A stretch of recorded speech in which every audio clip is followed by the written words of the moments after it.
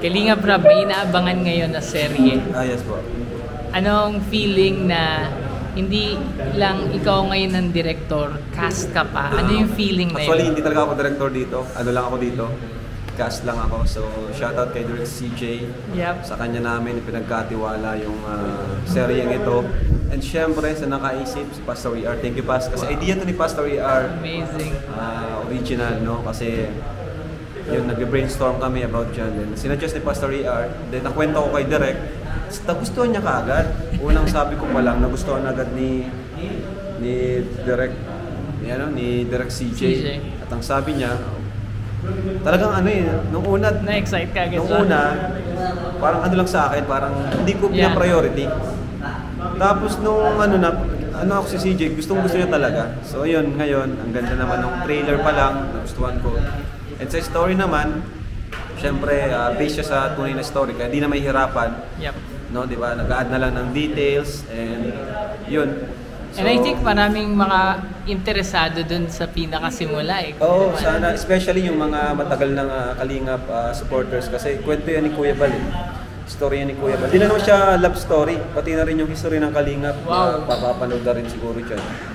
At yun, syempre, rin to, charity rin siya kasi yung mga kinikita naman natin is for scholarships, pabahay.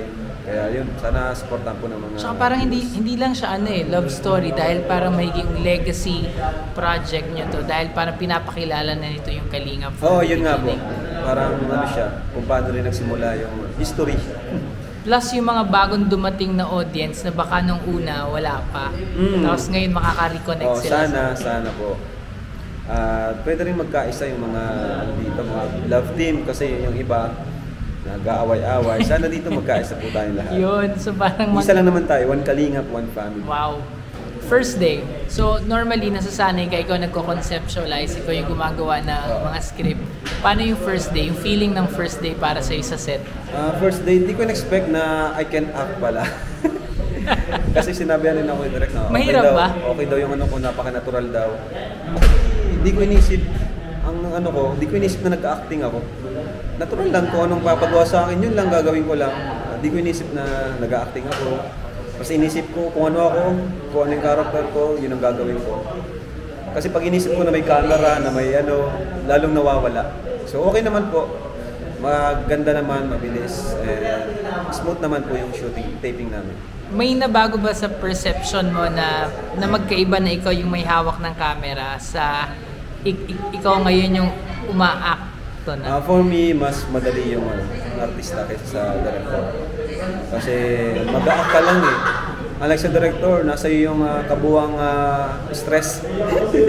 May stress ka sa cameraman, sa artista, sa lahat. Ikaw, unlike sa artista, stress ka lang sa sarili mo eh, kung paano mo i-act. Kaya mas mahirap pa rin ang director talaga. Kaya salute ako sa mga director dyan. May preparation ka bang ginawa para gawin to o parang natural lang talaga sa'yo from the very beginning? O hindi ka kinakabahan na parang i-act ko si Papa? Naging training ground ko na rin siguro yung pag-vlog ko. Nasanay ako sa camera. Nasanay na lang bukas. Kaya hindi na ako conscious sa camera. Dun sa sa character mo o dun sa parang iba't ibang characters na nakasama, may feeling ka na parang pwede mo pang i-improve o masaya ka dun sa naging? Madami pa po. Madami pong pwedeng i-improve kasi doon mangyayari yung sa mga next episodes kasi andun na yung character development. May character development. May mga ganun po sa Di naman yan sa unang episode pa lang, papakita mo na kung ano ka. Sa mga yan, habang tumatagal, mas nakikilala natin kung sino ba si Bal, kung ano ba. Galing. May character development. Na-discuss mo na ba sa mga tao kung gaano to katagal? Ilang episodes to? Wala pa eh, kasi wala pa naman siyang, hindi pa siya tapos. Kumbaga, parang pilot episode pa lang. Hanggang pa lang, siguro ba, yung mga... parang weekly ba to? Daily? Weekly po siya.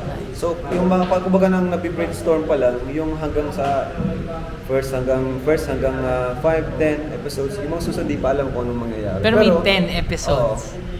Wow. Parang ganun pa lang yung ano. Kumbaga, di pa natin alam kung hanggang kailan, kung hanggang saan. Kasi depende po yan. Depende kung kung ano mangyari sa serye. Anong di mo makalimutan na scene na habang ginagawa niyo to from the beginning, may scene na memorable or masaya? Lahat ng scene ko, masaya kasi nag-enjoy ako kasi ganun pala yung feeling ng artista. Kaya nga doon ako excited na, parang feel mo yung dating Kahit pa paano na feeling na ng artista ka. At masaya din ako sa mga scenes ng Kalingap Angels kasi ang layo na nang narating nila. Hanggang sa filming, nasubukan nila na ipasok sila doon. Carla, kay Biancy, kay Joy. Salamat sa kanila kasi nakikisama, cooperate. Napanood ko yung trailer. Ano masasabi mo sa trailer? Trailer po, grabe. Talagang parang teleserye siya, no? Parang teleserye. Di ko na-expect na gano'n yung mangyayari. Kala ko lang siya. Ganda ng camera shots. Parang pa rin, yung vlogging vibes pa rin. Yeah. Pero yun, talaga siya yung vibe niya, talaga teleserye talaga Akala ko gaya naman parang nag-vlog lang. Parang nag-vlog lang, pero yung pagkaka-edit niya. Di ko na-expect na ganun pala. Full talaga siya. Full production talaga ang nangyayari. Anong pwede naming abangan? Kuwari, kailan ba to? Mamaya? Mamaya po, may pilot episode. So, abangan niyo po kung paano kasi interesting din po kasi yung story ni Kuya Balat ni Ate. As in, kakaiba po siya. Although lahat naman ng may kanya-kanyang story. Pero iba po kasi yung kasi Kuya Balat iba talaga ugali, di ba? Kakaiba ugali ni Papa. Kaya doon natin malalaman kung paano. Mas lalo siya makikilala. Saka talaga sila opposite. From opposite world, opposite yung ugali. Kaya paano ba ito nagkatuluyan? isang happy-go-lucky, isang isa naman si Mama, professional. Okay. Diba? Siya, devoted, Christian. Si Papa nung una, wala yan. Tambay, barkada. So, yun, maganda yung story. Makikita ba namin dito ang Batang Raboni? Ay, di ko alam. Wala pa doon. Kasi doon pa lang tayo sa simula Hindi pa nga magkakilala si Balat. Ang galing. So itong parang si serye na to, makikita natin yung Kalingap Origins to, no? Yan. Kalingap Origin. Kung paano nagsimula ang Kalingap. So doon din pala natin makikita kasi binata pa lang si Papa, may pusong matulungin na talaga. Makikita namin yan doon. Oo. Diba? Kasi yan, pinito naman yan ni Mama at ni Papa rin. Nangyari sa kanila noong araw. So excited ka dito sa na to? Project excited ako kasi bago yan sa ating channel. Bago ba? Nakaiba siya. So, yun po. Yeah, so maraming salamat Kalingap Rab and congratulations unahan mo na. Thank you pa sa RR dahil siyempre idea mo naman to thank you po kasi nag-come up tayo sa ganitong idea. Yun. Thank you mga Kalingap. I pray maging successful to. I pray maging super successful. More than expected. Sana po supportahan yung mga Kalingap. Maraming salamat po.